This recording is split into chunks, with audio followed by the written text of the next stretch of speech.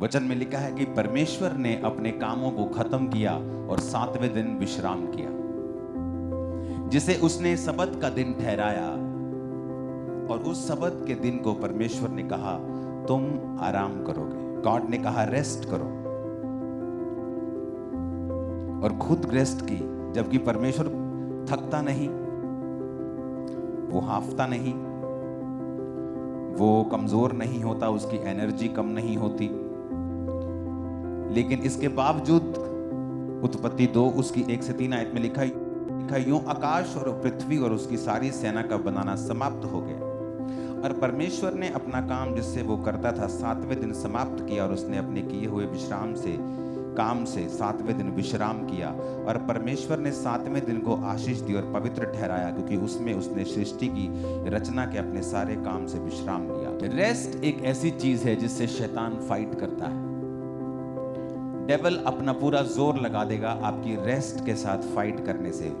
Now परमेश्वर ने कहा मैं नूह को चुनता हूं, तू एक ऐसी जहाज बनाएगा जो इतने फुट लंबा इतने फुट चौड़ा होगा। और परमेश्वर ने कहा उस जहाज में मैं सब 2-2 जंतुओं को तेरे पास भेजूंगा और बाकी सबको मैं खत्म कर दूंगा। जब हम विश्राम शब्द को देखते हैं, उत्पत्ति 2 उसकी 1 से 3 आयत में जब परमेश्वर ने कहा कि मैंने विश्राम किया, तो विश्राम शब्द जब हम इब्रानी भाषा में देखते हैं उसका मतलब है मोनाओ, जिसका मतलब है the settled spot, A quite, A home, the place of rest.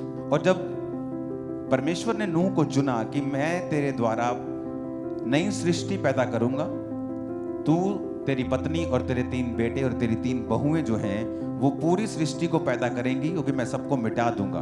अगर आप नूह को देखेंगे तो नूह का मतलब भी इब्रानी भाषा में जब आप देखते हैं नोआख, ये भी उसी विश्राम से निकला है जो परमेश्वर ने कहा था कि मैंने विश्राम किया।